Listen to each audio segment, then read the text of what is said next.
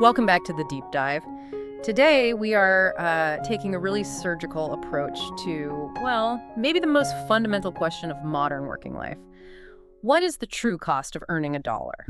You're diving into a classic, recently updated philosophy that fundamentally shifts your relationship with money, time, and work. It really is more than just a finance book. It's like a framework for life design. Our sources today are centered on this transformative question posed in your money or your life. Right. It forces you to look away from the usual goal of just, earning more. It compels you to transform your internal perception of what money actually represents in the grand scheme of your existence. Okay, let's unpack this immediately because the authors start with a pretty radical premise. They describe the reality for millions of people as the money trap, which leads not to making a living, but to what they call making a dying. That sounds, well, intensely pessimistic. It's intended to be brutally honest, I think, not necessarily pessimistic. The authors really want you to recognize the trap before you can even think about escaping it. They paint this vivid, relentless picture of the average worker's daily routine, and you know this routine all too well, listener. The alarm rings at what, 6:45? Oh, yeah. You rush through a mandatory shower, gulp down some instant coffee. You commute through rush hour, which the sources basically called a form of daily punishment. Dealing with the inevitable job drama, the boss, the endless meetings. Right. And then you finally clock out, but the work isn't really done, is it? You come home drained, spend mandatory time decompressing by scrolling endlessly through social media, maybe answering one last urgent email, watching something you don't even care about, and then just crashing into bed only to repeat the whole cycle. Precisely. And the core question for you to consider is this. Do you feel more alive, more connected to your purpose, and, more energized at the end of the workday than you were at the beginning? That's a tough question for a lot of people. It is. If you are chronically sacrificing your health, your core relationships, your joy, just to keep up the appearance of success, the sources argue you are literally trading your life for a paycheck, making it dying. And what's fascinating here is how deeply this trap is tied to cultural identity. The source mentions Jobism, this kind of hidden social hierarchy where we as a society measure our human worth by our paychecks. Yeah, that's a powerful concept. Success is assessed by what you drive, where you work, how much you earn. This relentless pressure keeps us psychologically paralyzed, often feeling unable to free ourselves, even if maybe financially we might actually be able to. That psychological dependence is the real strength of the matrix, as they call it, that system we're all kind of plugged into. Which means our mission today is to cut through that noise and lay out a clear, detailed path to achieving financial independence, or FI. Right. And the authors define FI not as being obscenely rich, but as achieving financial integrity, knowing exactly how much money is truly enough for you to live a life aligned with your values. And in doing so, liberating your most precious resource, your time. Okay, let's start with the core philosophy in Section 1, the red pill moment. We need to fundamentally change how we define money itself. We have to, deconstruct it. Yeah, we operate under this comfortable assumption that money is real. Pieces of paper, plastic, digital entries on a screen. But the source immediately rattles the cage of that certainty. How so? Well, they remind us that money is a fiat currency. Yeah. Its value isn't inherent. It's merely agreed upon by collective faith. It's a social construct, really. They call the conventional definition of money as a store of value merely truthy. It feels true, but it's not the ultimate, always true reality. Exactly. And you don't have to look far for proof. Think about the catastrophic failure of Enron pensions back in 2001, or the sudden vanishing of wealth during the Great Recession of 2008. Or even historical examples of hyperinflation, where savings just evaporate. Right. If you save money to spend another day, you are banking on a promise, and that promise can, and sometimes does, shatter. So that fragility, that sort of instability, it leads directly to the core realization, the definition that is always true for you, the individual. Money is something you trade your life energy for. It's a tangible representation of your limited, finite time on this planet. And this is where the math gets kind of brutal, doesn't it? It really does. The sources estimate that if you live to maybe 80, you have approximately 650,000 hours in a lifetime. And maybe half of that is just spent on basic maintenance. Sleeping, eating, personal hygiene, staying clothed. Yeah, the essentials. So the remaining precious hours are your true, non-renewable asset. That's what you actually have to spend. So when you sell those precious hours for money, that singular act gives that money its only constant real meaning. Knowing this allows you to ask that profoundly transformative question before every single purchase, large or small. How many hours of my finite life did I invest to have this chair, this new phone, this, expensive set of cookware? That completely recontextualizes consumption, doesn't it? It moves the decision from an impulsive desire, maybe driven by advertising, to a conscious life trade-off. Exactly. But the sources suggest we are actively discouraged from asking that question by the system itself. They use that analogy of the Matrix to describe the societal game design that keeps people playing. The matrix of consumerism. Absolutely. We are constantly fed the illusion that acquiring stuff will make us happy. Advertising acts like the operating system for this matrix, subtly telling us our lives are incomplete unless we buy the next thing, the upgraded version. And there's that weird twist where we're even told that consuming is a form of economic patriotism, that buying and spending is somehow necessary to keep the wheels of progress turning, keep America strong. It's a psychological double whammy, isn't it? Buy more to be happy and buy more to be a good citizen. Right. And this cycle where rising expectations constantly outstrip income inevitably leads to debt for so many people. Which traps them further in the job they might hate because they need the cash flow just to service the debt they took on to buy the stuff they thought would make them happy in the first place. It's a vicious loop. The authors argue that our very title, consumer, is kind of dehumanizing. It literally means one who uses up, wastes, and squanders. Yeah. And so winning the game in this radical new philosophy, it's not about dying with the most toys or accumulating maximum zeros in an account. It's about reaching the point where you have precisely what you need and nothing in excess. Which gives you that fundamental liberating ability to just stop playing the consumption game whenever you choose. That's the real freedom. But does earning more money actually solve the problem? Let's turn to the research in Section 2, looking at why the pursuit of more is so often a trap, this myth of more is better. Yeah, this is where the data becomes really critical. You often hear about Nobel laureate Daniel Kahneman's research on money and happiness, and it's cited here too. Right, the famous $75,000 figure. Exactly. His work found that beyond a certain level of sufficiency, and he cited around $75,000 a year in the U.S. Though that number varies, it needs adjustment for inflation and location, of course. But beyond that point, more money simply does not buy a corresponding increase in happiness or emotional well-being. It covers your basic needs, some comfortable niceties, maybe reduces some stress, but doesn't deliver more joy proportionally. Right. It hits a plateau. I find the seminar data they collected back in the 80s, which they say still holds up universally, particularly striking. They had participants across every income bracket imaginable consistently rate their current happiness between 2.6 and 2.8 out of 5, which, as you said, is not exactly ecstatic. It's just sort of Just getting by, emotionally speaking. And when asked how much money they needed to feel truly happy, It was astonishing. Every single person, from the factory worker earning minimum wage to the high-paid executive, said they needed 50% more than I have now. wow. So the goalpost just keeps moving. Constantly. It was a profound, almost tragic realization for them in those seminars. The person sitting right next to them who already had the 50% more they craved was just as habitually unhappy because their expectations had simply ratcheted up along with their income, the hedonic treadmill. This psychological phenomenon requires the introduction of the fulfillment curve. This visual helps map the relationship between spending money and acquiring possessions versus the actual fulfillment you get from them. Yeah, it's a really useful concept. The initial phase is crucial. When you have very little, money buys massive fulfillment because it meets basic human needs. Food security, shelter, warmth, safety. That makes sense. This initial positive correlation imprints a powerful pattern in our minds. Need, look outside, get stuff, get fulfillment. This pattern worked when we were infants needing sustenance, so we tend to rigidly stick to it even when the benefit starts diminishing. But as you move into luxuries, maybe the first car, a nicer apartment, better clothes, the cost per thrill increases exponentially, doesn't it? And the high wears off faster. Absolutely. That's the inflection point we really need to pay attention to. That's the peak of the curve. Yes, the peak. And beyond sufficiency, the curve actually begins to decline. More money, paradoxically, can bring more worry and more commitment of your time and energy. How so? Well, think about it. Higher income often means more complex taxes, maybe needing to hire a tax accountant. Bigger houses demand more maintenance, more cleaning time or cost.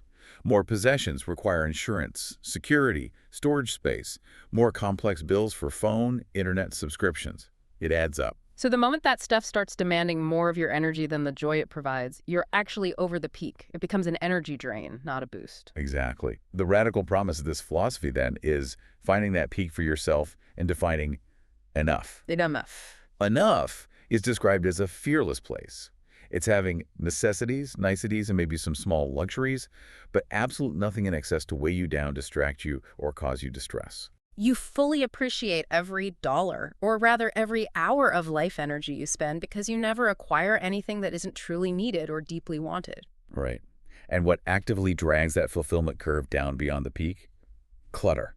Ah. Anything that doesn't serve you but takes up space, money, or mental energy. And this clutter often takes the form of the dreaded Gazingus pin, Gazingus pin, that's a memorable term. isn't it? It's a perfect label for compulsive buying. It's that item you acquire, often driven by unconscious habit or clever marketing, rather than genuine need, maybe those fancy chocolates you always grab at checkout, the latest set of wireless earbuds when yours work fine, or another pair of specialty shoes. Right. The authors describe it perfectly. You become a kind of shopping robot, convincing yourself you need the waterproof, the upgraded, or the limited edition version, only to take it home and maybe put it in the designated Gazingus pin drawer or closet shelf. And promptly forget about it until the next shopping trip fuels the cycle again. Yeah, I think we can all relate to that a little bit. Definitely. And the sources suggest a powerful exercise here. Confronting the clutter by pricing it. You actually find those, say, 20 pairs of unworn shoes or the unused stationary bicycle in the corner, Oh boy. and you price them for what they would realistically command at a garage sale or on an online marketplace. You suddenly discover that the real value of that exercise bike is not the pounds you might lose someday, but the maybe $50 you can recover now. It proves the money, the life energy was already spent and mostly wasted. Ouch! Okay, so the philosophy is compelling, but it only works if you commit to the practical steps. Let's get foundational in Section 3, detailing the first 3 steps toward achieving this financial integrity. Step 1 is about making peace with the past through a financial inventory. Right, and this step demands a real confrontation with reality. It can be highly emotional for people. It requires gathering hard data. Part A is calculating your total lifetime earnings. How do you even do that? You use old tax returns, Social Security statements if you have them, maybe old bank records, pay stubs, whatever you can find to figure out as best as possible every dollar that has ever come into your life through paid work. Wow.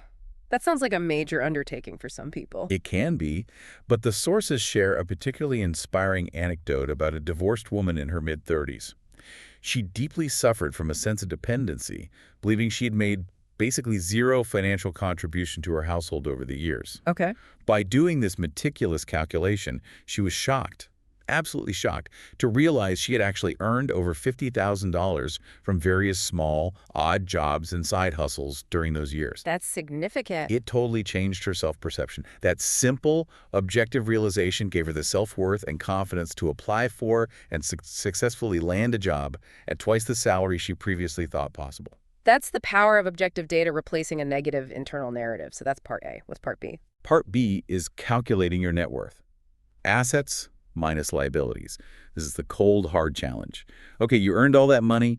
What have you got to show for it? Right. So you list assets at current market value, your house, your car, using the Blue Book value, investments, anything tangible. Yes. And crucially, you must face the truth of all your debt mortgages, student loans, credit cards, everything.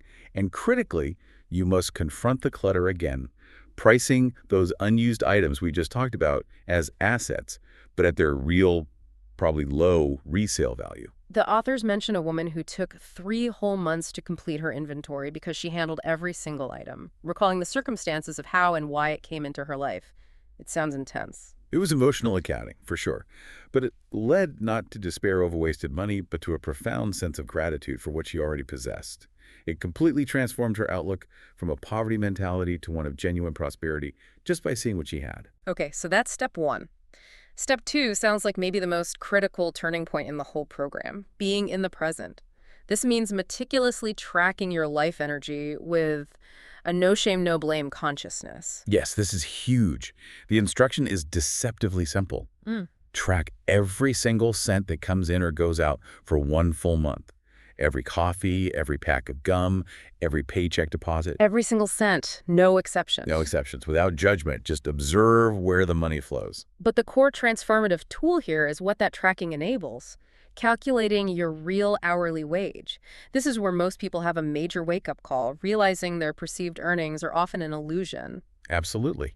You might look at your nominal wage, let's say $25 an hour, and assume that's what you earn for your time. Seems straightforward. But the program forces you to factor in all the hidden costs, both in time and money, associated only with keeping that specific job. Costs you wouldn't have if you didn't have that particular job. Okay, let's walk through this carefully because this is the math that really seems to change lives. You have to account for the job-related time first, right? Correct. This includes things like commuting time, the hours spent getting to and from work, plus maybe the wear and tear cost on your vehicle if you drive. Okay. Then costuming time and expense, the time spent getting ready for work in specific clothes, the cost of those work clothes, dry cleaning, maybe required makeup. Convenience meals, lunches out, coffee breaks, grabbing dinner on the way home because you're too tired or rushed to pack or cook. Right. And daily decompression time, this is a big one. The time and cost of unwinding from job stress. Maybe it's the after-work cocktail, the excessive streaming, the gym membership you only really use to manage work stress. It's all sunk time and cost directly related to the job. The sources even emphasize if your vacation is merely a time out, that's necessary just to recover so you can be back in the ring. That's arguably a job expense, yeah. Or if you use a housekeeper or nanny, because your work schedule prevents you from doing those things yourself, that money is effectively job maintenance cost. Okay, let's use the example calculation provided by the authors to make this really concrete. Say you are paid for 40 hours of work per week, Okay. but you calculate maybe 30 additional mandatory hours for commuting, getting ready, decompressing, maybe some work-related errands or required social events after hours. So that's 70 hours total time invested in that paycheck, not 40. Exactly. And then you subtract the financial costs, gas for the commute, dry cleaning, work lunches, maybe even therapy primarily for work stress, union dues, whatever applies. So if your $25 nominal hourly wage, after you subtract all those job maintenance financial costs and then divide by the total time spent, the 70 hours in this case, yields a net real hourly wage of, say, $10. Wow, that's a huge drop. It's a massive difference. You are investing 70 hours of your finite life energy to earn what you thought you were earning in 40. That's like a 60% drop in the value you assign to your time. The takeaway is profound and immediate. Are you willing to work this specific job for this real hourly wage, that $10 an hour in our example? For many people, like Mark H., who's cited in the source, this calculation revealed he was spending almost all his income just maintaining the cost of having the job. Once he saw the math laid out, he could make conscious changes. Like brown bagging lunch, maybe cutting back on the expensive professional wardrobe, things that brought that real wage back up. Exactly. It gives you actionable data.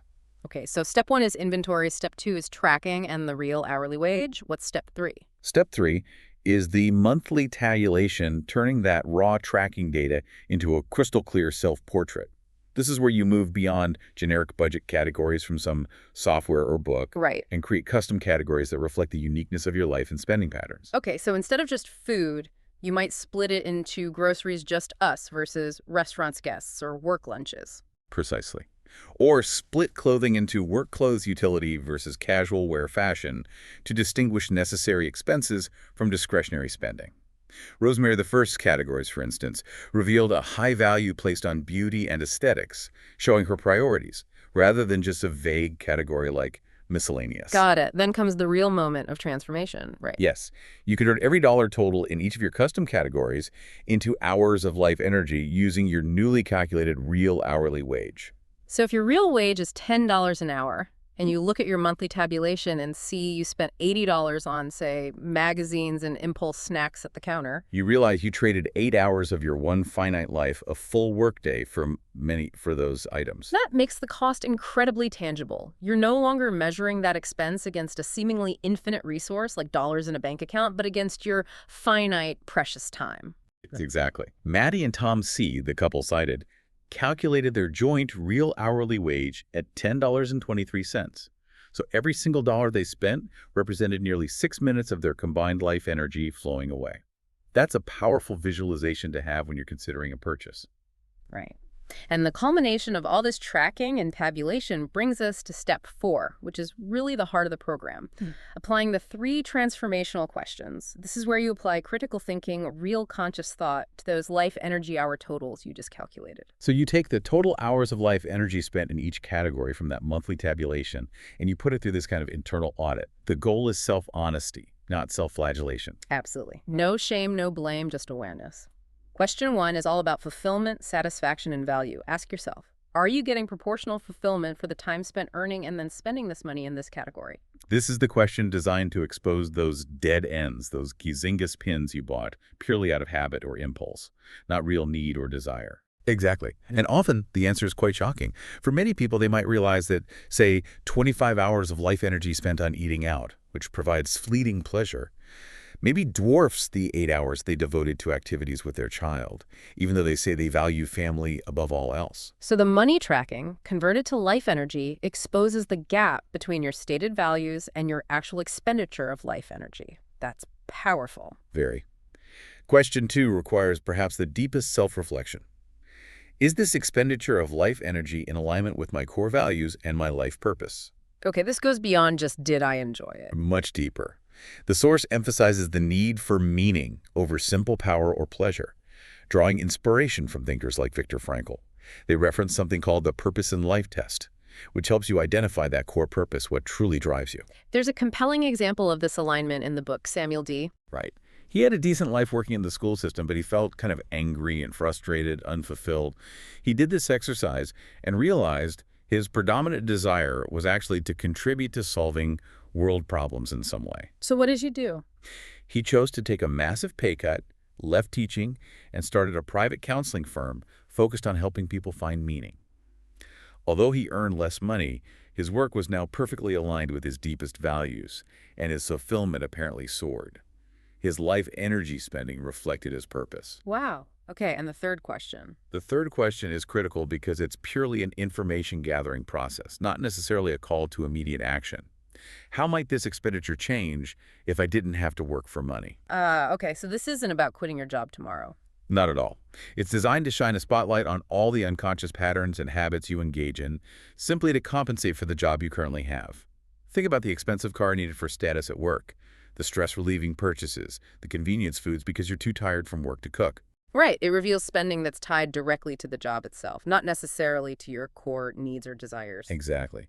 The ultimate outcome of applying these 3 questions in step 4 is to adjust your spending patterns until every single category gets either a 0, meaning it stays the same, it's aligned and fulfilling, or an up arrow, meaning you want to intentionally spend more life energy here because it aligns so strongly with your values. With hopefully no more down arrows, meaning categories you want to decrease or eliminate.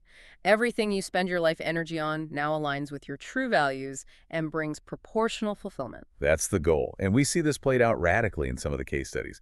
IVU, for instance, grew up poor and developed an obsession with clothes.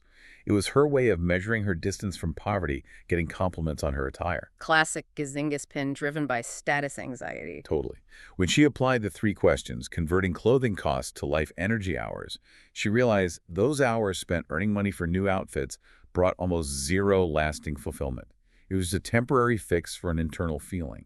So what happened? She stopped buying new clothing almost entirely, started exploring thrift stores for fun, and the anxiety just faded away without any feeling of deprivation, interestingly enough. And then there's Hal M., who is trapped by massive overhead. His financial planning office cost him almost $3,000 a month. Right. By applying the 3 questions, he realized he did most of his actual business on the road, or digitally anyway. The fancy office was mostly for show, for ego maybe. No. He closed the office, moved the operation home, and slashed that major cost instantly. He also stopped paying what he called guilt money to his 9 adult children, recognizing he was enabling their dependency, not helping them. Wow, that takes courage. It does. But that internal audit, driven by the 3 questions, cut his expenses by 50% almost overnight because he eliminated these huge, emotionally driven financial blind spots. Okay, moving into section 5, we get to explore the maybe fun part that results from all this honesty. Creative frugality, which is presented not as deprivation or sacrifice, but as a positive lifestyle shift that reframes saving as maximizing enjoyment and efficiency. Exactly. The authors are very clear. This isn't about being miserly or pinching pennies until they scream. They define frugality as having a high joy to stuff ratio. I like that high joy to stuff ratio. It's about fully enjoying and maximizing what you already possess. They use the Spanish word aprovechar, which doesn't have a perfect English equivalent. What does it mean? It means to use something wisely, to get the full, rich value from every moment and every possession, to make the most of it. It's a really succulent concept, isn't it? It's the absolute antithesis of being a tightwad. Okay, so what are some key strategies for this creative frugality? Well, the first one, and maybe the hardest for some people, is deceptively simple. Stop trying to impress other people. Oof, conspicuous consumption. It's an endless, fruitless waste of life energy. And here's the kicker, the authors point out. Odds are, everyone else is too busy trying to impress you with their stuff to even notice your efforts that much. It's like an arms race nobody actually wins or even pays attention to. That's depressingly true sometimes. Okay, what else? Then you move into hyper-practical strategies, like taking aggressive care of what you already have. This starts with your own body. Preventative practices like good dental hygiene, healthy diet, exercise save potentially tens of thousands in future medical bills, right? Makes sense. But it also means maintenance for your possessions. Simple things. Dusting the refrigerator coils extends the life of the appliance. Regular oil changes protect your car's engine. Learning simple repairs prevents expensive replacements. They call this embracing the maker revolution. DIY do-it-yourself is central to this then. Every mechanical breakdown becomes a learning opportunity, not an automatic trip to the nearest repair shop or just buying a new one. Right. The source tells a great story about an archery whose furnace failed in winter. 3 different repair companies came out and gave her 3 wildly expensive, contradictory diagnoses. Oh, no. She felt overwhelmed, but then she decided to research the Sarnas model online herself. She learned about common failure points, made an educated guess on the most likely issue based on the symptoms, and then chose the one repair company whose diagnosis aligned with her own research. Yeah. She saved hundreds, possibly thousands, of dollars on unnecessary, potentially destructive work just by investing a little time in learning. That's aprovechar. That's brilliant. What other strategies? Anticipating your needs is also key to avoiding impulse buying. Keep a running list, maybe on your phone or a notepad, of things you genuinely anticipate meeting in the future. This gives you time to research options and shop wisely when the time comes. Instead of making those expensive last-minute corner store trips for forgotten items or snacks just because you didn't plan ahead, those tiny savings really stack up. They do. The authors note a funny corollary to Parkinson's law. Needs expand to encompass whatever you want to buy on impulse. Huh. Okay, we also need to prioritize researching value, quality, and durability. Yes. Don't fall into the trap of being a bargain junkie who automatically buys the absolute cheapest option without considering longevity. Spending, say, $40 on a high-quality tool that lasts 10 years is demonstrably cheaper in the long run than buying a $30 tool that breaks in 5 years and needs replacing. Thinking long-term. And always try to buy it for less. This requires patience in ditching the need for instant gratification. New cars, for example, famously lose nearly 20% of their value the moment they drive off the lot. So exploring secondhand markets like Craigslist, Facebook Marketplace, thrift stores, consignment shops for quality used goods becomes an essential component of this life design. Absolutely. And finally, creative frugality means learning to meet your needs differently through substitution. This is a big one. What do you mean? People often don't really need expensive equipment. They need something worthwhile and engaging to do with their lives. They don't necessarily need closets full of new clothes. They often need respect, excitement, connection, community. So find ways to get those needs met without buying stuff. Exactly. Huh? Harry N. from the book embodied this perfectly. He had this big, unused formal dining room in his house. He remodeled it himself into a small studio apartment. Okay. Then he found a responsible young couple who were happy to do all his yard work and some house maintenance in exchange for free room and board. Reduced his housing cost effectively to zero and built a connection. That's creative substitution. That's really thinking outside the box. Okay, this focus on maximizing value naturally leads us to step 7, valuing your life energy by maximizing income. This seems counterintuitive after all the talk about frugality. It might seem that way, but it's about breaking the psychological link between the concept of work and the transaction of wages. Explain that.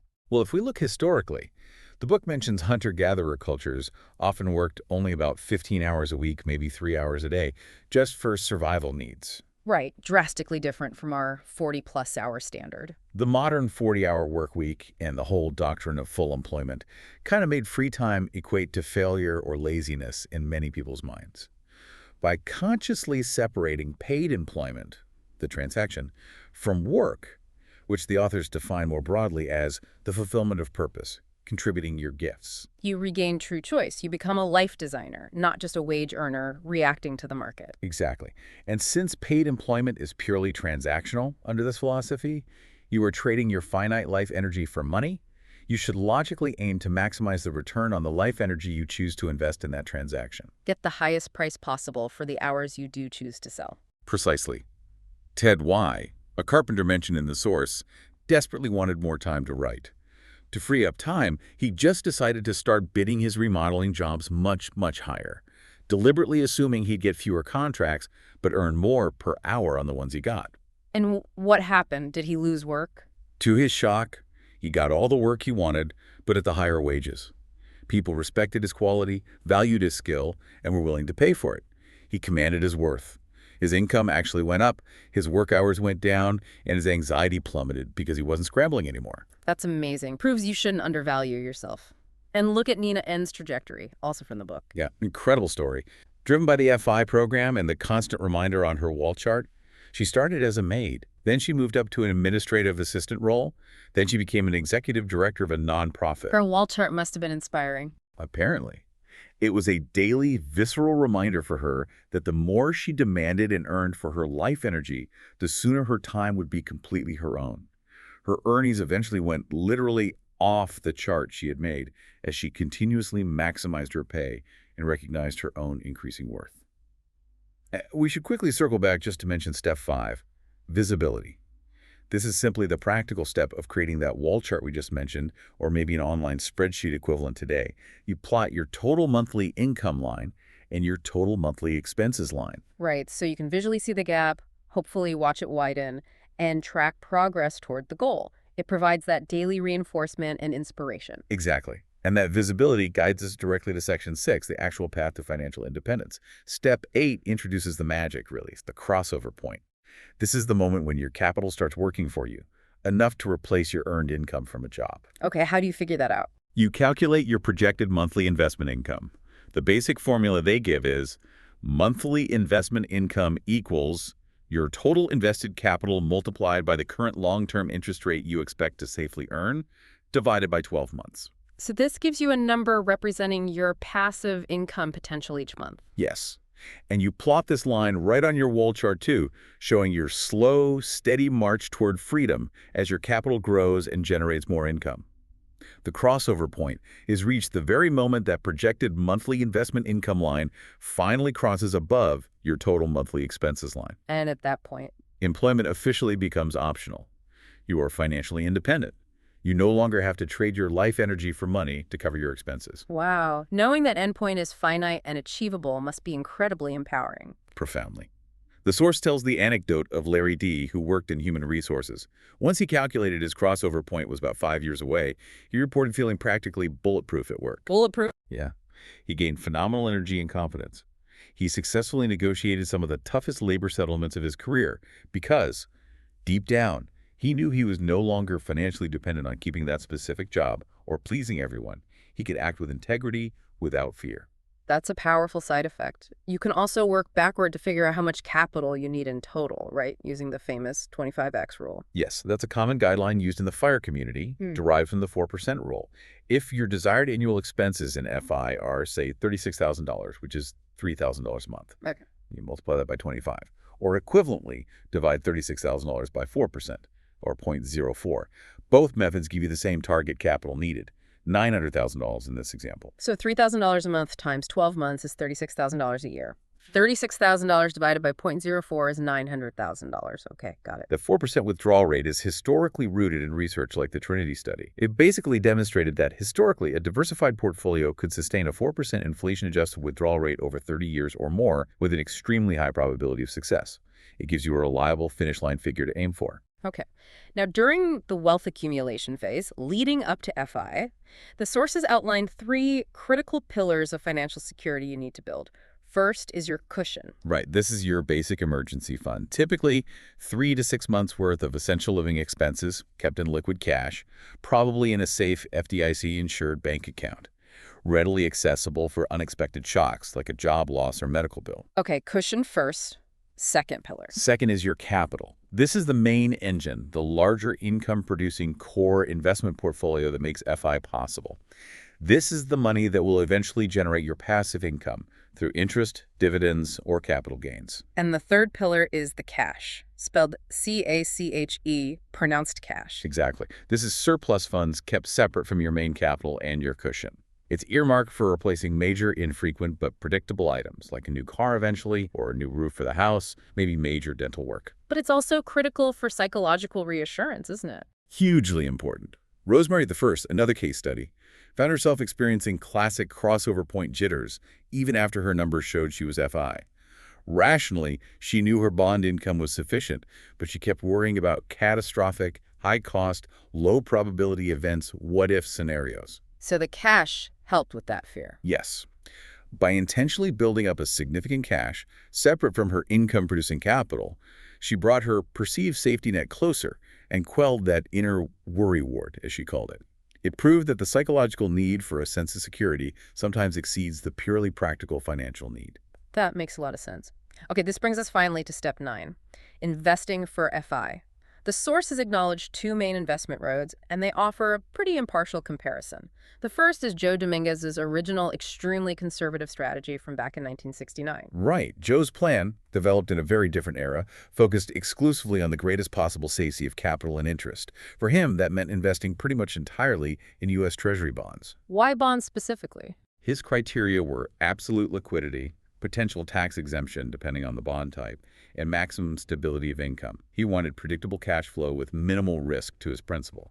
And when he achieved FI way back in 1969, he only needed about $75,000 in capital. Only $75,000. How? Because, crucially, he benefited from the historically high interest rate environment of the following decades. Rates soared up to 15% in the late 70s and early 80s. That generated a lot of income from relatively little capital. Ah, okay. But that strategy is largely obsolete today, the sources point out. Very much so, for most people. Due to our current persistently low interest rate environment, to support even Joe's frugal FI lifestyle using similar safe bonds today, you'd likely need closer to $1 million in capital, maybe more. 4 times, maybe 5 times the capital he needed back then just to generate the same income. That's a stark difference. It highlights the necessity of adapting the investment strategy to the current economic reality. Which brings us to the modern, generally preferred approach favored by the global FIRE financial independence retire early movement, low-cost index funds. Yes. This approach champions the Bogleheads philosophy, named after Vanguard founder Jack Bogle. It emphasizes passive management, broad diversification, usually by tracking major market indices like the S&P 500 or a total stock market index, and critically, keeping investment fees ultra-low. Those fees are known as expense ratios. And legendary investor Warren Buffett strongly supports this approach for most people, doesn't he? He does. He's famously said that the know-nothing investor, as he puts it, can actually outperform most investment professionals over the long term simply by investing periodically in a low-cost index fund and letting the overall market's long-term growth do the work, ride the wave. What's also important is the mindset shift here compared to maybe the bond approach. FIRE proponents often view market crashes not with panic or despair, but as a blowout sale on equities. A chance to buy more shares at a discount, assuming you have a long time horizon. This passive approach is generally more flexible, historically has provided better long-term growth than bonds alone, and is considered more set it and forget it compared to the intensive research needed for active stock picking or market timing. Okay. And lastly, the source briefly covers real estate as another path. Right. They advocate specifically for income-producing assets, like buying a duplex or a small multifamily property, a quad, where the rent from tenants covers the mortgage and expenses, providing a steady income stream over time. Or even investing in your own home or land to reduce expenses. Exactly. Things like installing solar panels to cut electricity bills, maybe investing in farmstead infrastructure if you have land to grow food, or renting out unused space in your own home like Harry N did with his dining room. These are presented as paths to naturally lower your expenses and build non-monetary wealth alongside your financial investments. Okay, our final section takes us beyond dollars and cents, beyond national currency, to section 7, exploring wealth beyond money, or the power of what the authors call natural currency. Yeah, this is a really important broadening of the definition of wealth. We obviously rely on national currency money for transactions, but the authors argue we rely far more day to day on natural currency. What is natural currency? It's the mutual exchange, the skills, the support, the trust shared between people in a community. They argue that the more you weave your life beneficially with others through sharing, helping, mutual aid, the less actual money you might need to live well. This is the definition of financial interdependence, moving beyond just independence. Okay. The source summarizes this natural wealth through the ABCs: abilities, belonging, and community. These are like 3 other pillars supporting your life beyond just your financial capital. Right. Abilities are your practical skills and knowledge, what you know how to do for yourself and potentially for others. Think repair skills, gardening, cooking, teaching, organizing. The book mentions Damon S., who realized he lacked basic self-sufficiency skills. He couldn't really meet his own needs without constantly spending money. Exactly. So he took radical action. He cut his expenses way down, saved up, and then enrolled in a wilderness college program to learn practical skills like foraging, basic survival techniques, shelter building. That knowledge, those abilities, became a form of wealth more valuable to him than just money in the bank. Okay, A is abilities, B is belonging. Belonging is essentially who walks with you in life. It's about cultivating enduring friendships, strong family ties, if applicable, and reliable mutual aid networks. This becomes even more crucial, the book notes, as traditional family and geographic community structures are maybe less stable or common than they once were. As the source says, isolation is expensive. Sharing is wealth. Your network becomes a form of social insurance. Absolutely. And C is community. This refers to the broader social environment and the public resources available to you.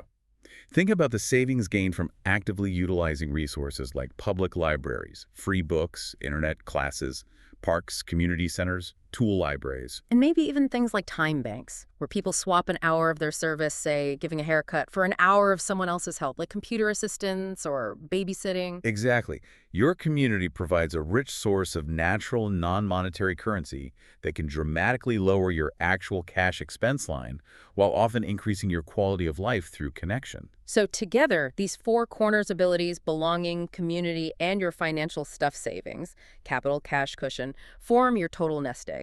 It provides a much more robust and resilient foundation of security that transcends mere financial numbers on a spreadsheet. That's the holistic view. However, we absolutely must acknowledge the psychological reality many face as they approach FI. When freedom is actually imminent, many people hit a surprising emotional wall, the crossover point jitters. Right, they become terrified, almost paralyzed, wondering, what will I do with all this time and freedom? Who am I if I'm not my job title? It's a real phenomenon. Joe Dominguez, the original author, anticipated this. He spent his accumulation years actively designing and even testing out his future motorhome lifestyle on weekends and vacations. He didn't just save money, he planned for freedom. So having a plan for what you'll do with your time and energy post-FI, focusing on body, mind, soul health, purpose, connection, is essential for navigating that transition smoothly. It's not just about the money. Crucial. So let's bring this really fascinating deep dive home. We started by recognizing the pervasive money trap and fundamentally redefining money not as dollars, but as your life energy, your finite time invested in the pursuit of security and stuff. We discovered the deceptive nature of the fulfillment curve, how more doesn't always equal better, and the liberating, eye-opening power of calculating your real hourly wage. And finally, we saw the clear, actionable, step-by-step path toward the crossover point. That moment when your investment income eclipses your expenses, making your paid employment truly optional. The entire program really challenges that hidden cultural hierarchy of jobism, where we instinctively measure our own human worth in others by the size of our paychecks or our job titles. Which brings us to the final provocative thought for you, our listener, to carry forward and maybe even act upon this week. Since our paid job is often largely transactional, just an exchange of life energy for dollars, and true work is perhaps better defined as activity aligned with purpose. What is the one concrete step you will take this week? Whether it's finally calculating your real hourly wage, identifying and cutting one specific Gazingus pin purchase, or maybe researching a Probachar for something you already own? To begin the conscious shift from being primarily a consumer, one who uses up and squanders, towards being a deliberate designer of a life filled with enough, a life that genuinely aligns with your deepest values?